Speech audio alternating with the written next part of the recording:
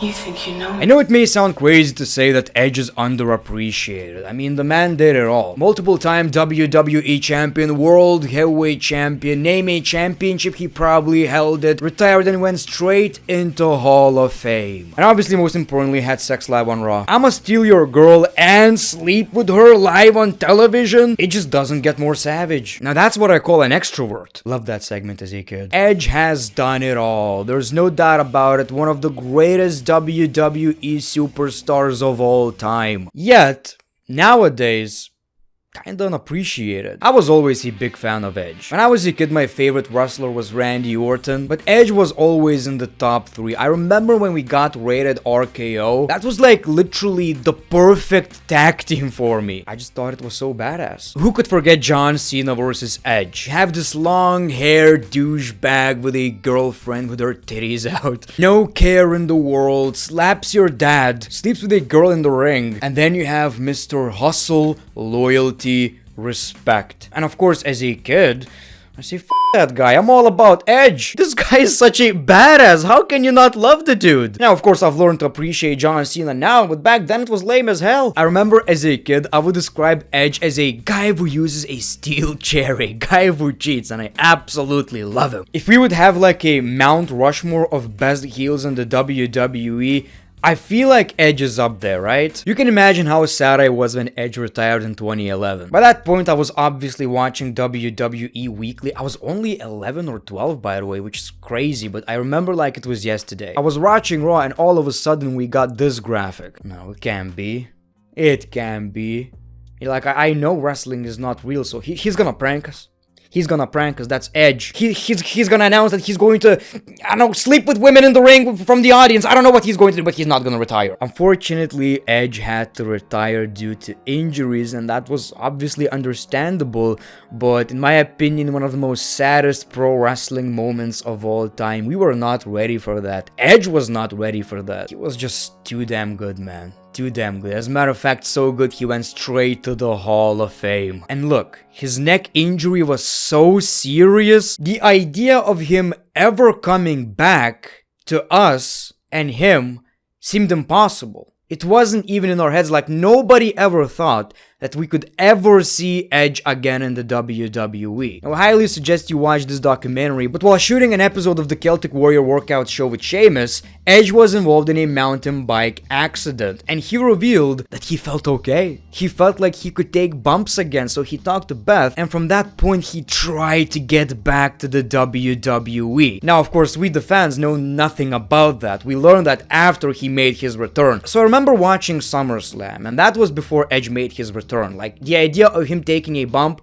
nah. We got a typical Elias segment. Edge makes his return, and all of a sudden spears Elias. He did what? He did what now? He did what? Like the move he can't do because of his neck? The move that got him injured at one point? No.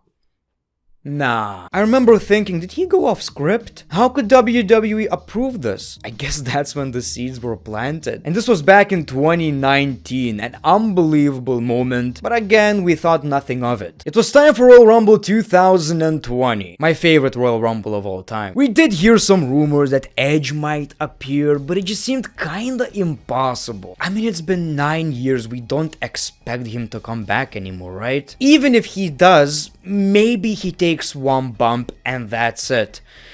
Oh boy, we were wrong. Who is it gonna be? And all of a sudden you hear "You Think You Know Me." We see Edge with tears in his eyes. I was watching Royal Rumble with my wife and we had pizzas and all that. I was a chubby boy, man. I loved eating. So I was like eating pizza and all of a sudden Edge makes his entrance. I hear that "You Think You Know Me." She recognized the song too. So we saw him coming out, tears in his eyes, and no shit, I was started crying too, and that's really rare, man. It's really hard to break me with wrestling. I turn around, she has tears too. You know, people, I feel like nothing will ever beat this moment right here for me. And I'm not saying that this was the greatest wrestling moment of all time, but I don't think emotionally wrestling will touch me that way ever again, man. That was absolutely crazy. I grew up watching this guy from 2004 to 2012. When he retired, I was 12 years old. Then I grew up, not much. And all of a sudden, this guy makes a return. At that point, I'm 21. So the return was great, and that's it. We move on.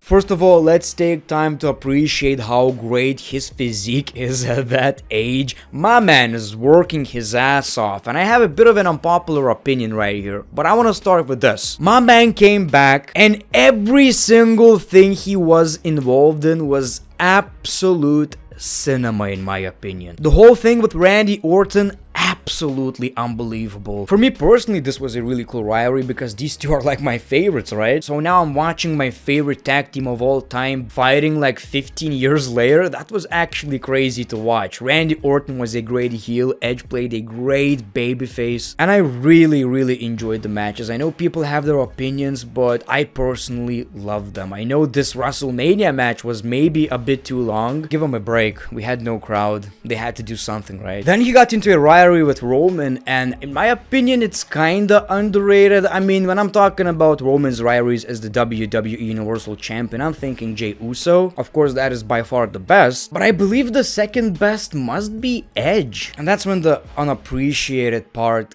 comes in. Some people just didn't get it. They just simply didn't get it. As a matter of fact, they didn't get it so much, we had to get a triple threat match because people didn't even want to see Edge at WrestleMania anymore. It was so weird. I'm watching Roman versus Edge, right? I'm thinking, holy shit, this is the best. My man is telling a story in the ring. And no shit, I'm thinking, how is he better right now at like 48 than he was in his 30s? He was one of the GOATs before. How did he got even better at this? How can he perform at that level, at that age, with these injuries? Nuts. That's what I'm thinking. I'm opening Twitter. People are shitting on the dude. Yeah, that match was boring.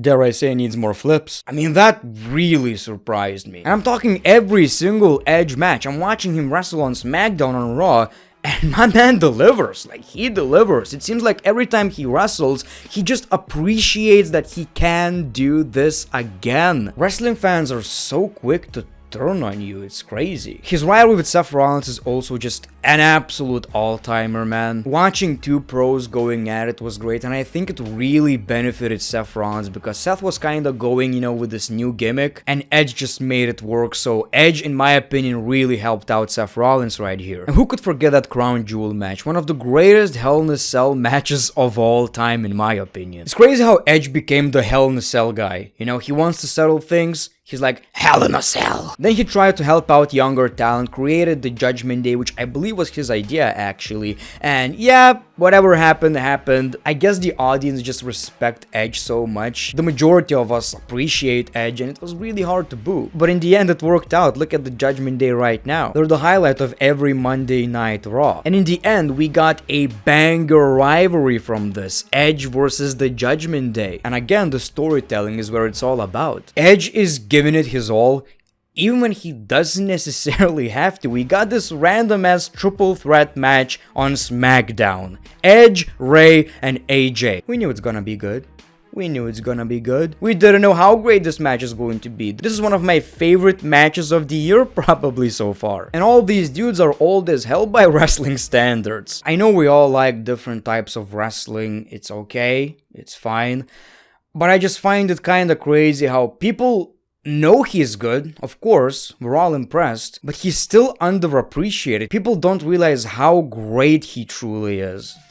My man came back after a career-threatening injury, looks jacked as hell, gives the wrestling fans bangers every single time he's in that ring, tells a story in the ring, gives you great promo material. I think his comeback story is one of a kind, and kinda unappreciated, considering these 2-3 years are probably the last years you will ever see Edge wrestle in the WWE. So man, enjoy it while you can. It's not gonna last forever. Thank you for watching this video with great one. Peace, love, and hugs. It's been a pleasure.